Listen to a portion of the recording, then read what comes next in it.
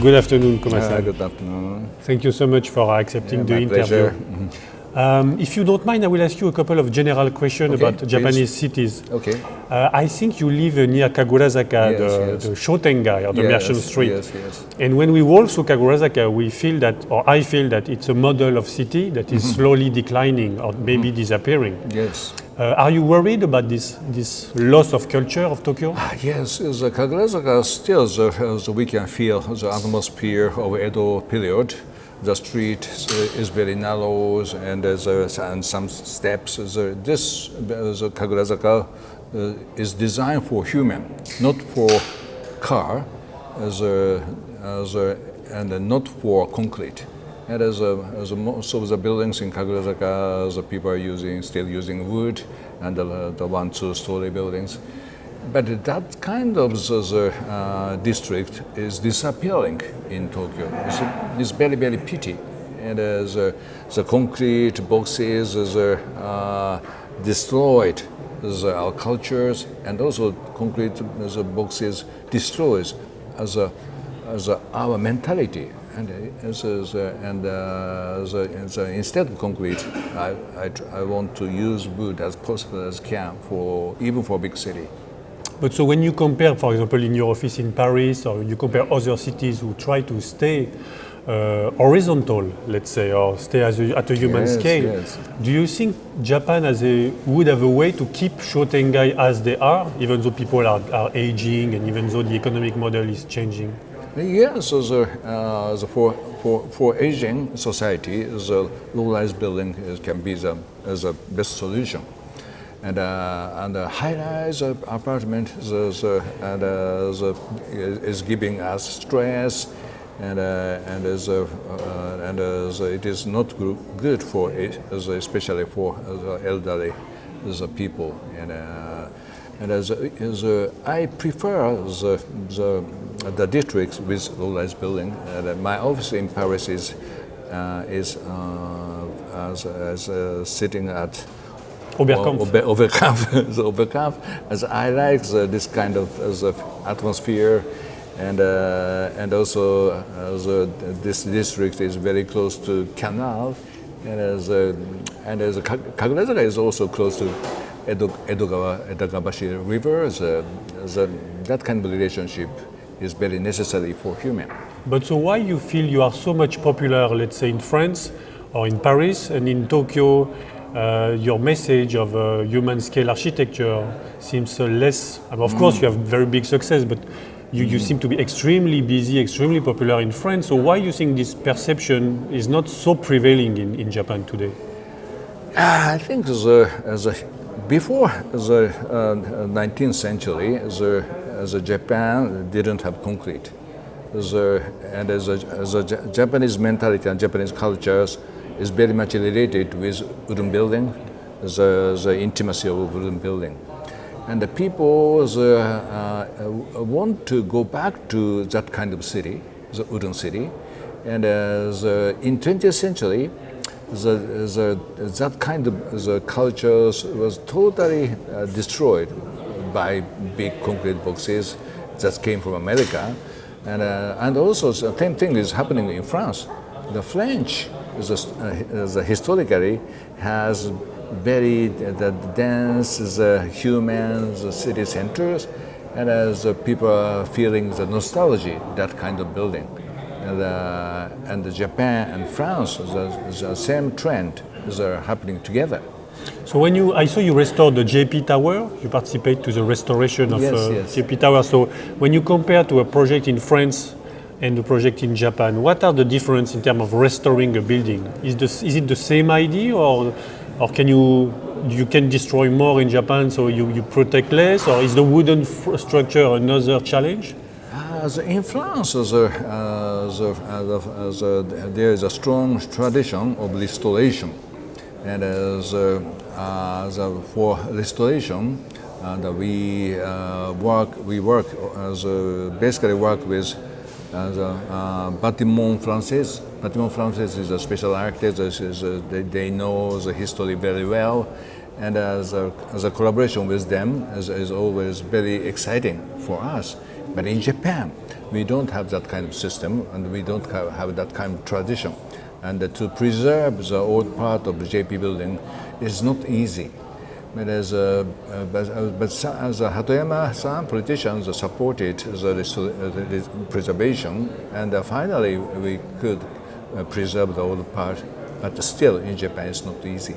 But what is there a reason why? Because in 20th century,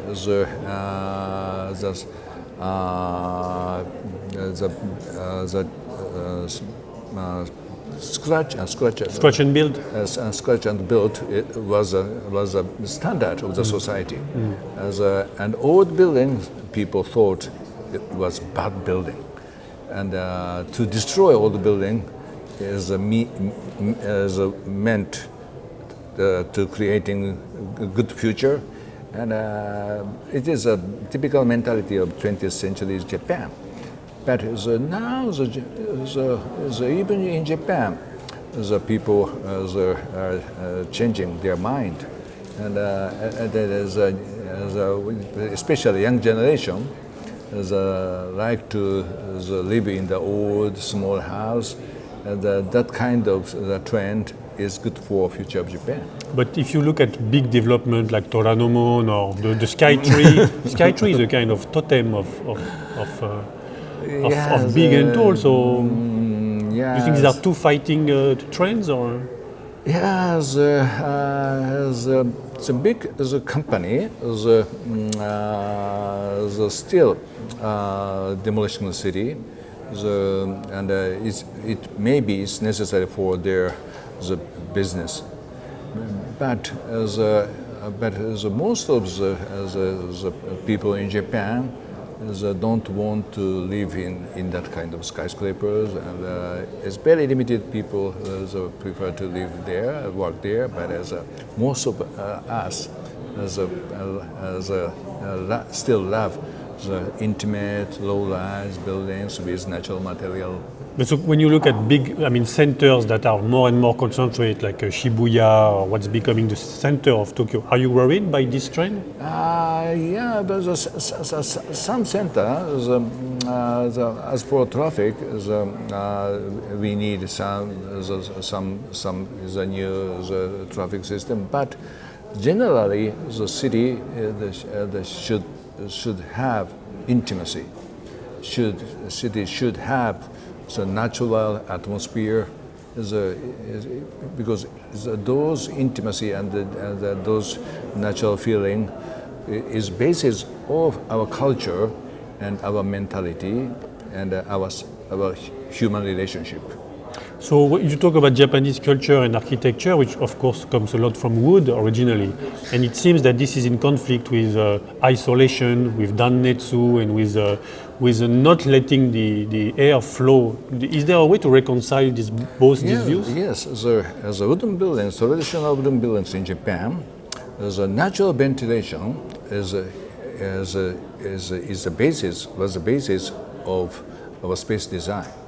And it is a kind of sustainable design, and still we can use this system, but we need some insulation, but something. But by using that natural ventilation system, we can reduce the energy cost, and also we can recreate the good relationship between humans. And in that kind of wooden building, we have been developing the human relation, very delicate, sensitive human relationship. And it is the basis of Japanese cultures and the basis of the politeness of Japan. In your speech, you mentioned Ozawa Seiji and you yourself. There is a long generation of a great creator of Japanese art. What is has the image of architecture improved in Japan today, do you think? Yes, architecture is historically very important in Japan, and because Japanese buildings are very different from Western buildings, and the Japanese architects like Kenzo Tange that tried to create new Japanese style. and as me too, and I try to create new Japanese style. And the Japanese style is very much related with sustainability. And in that difficult environmental condition, the Japanese style and Japanese design can be exported to Europe and to other countries.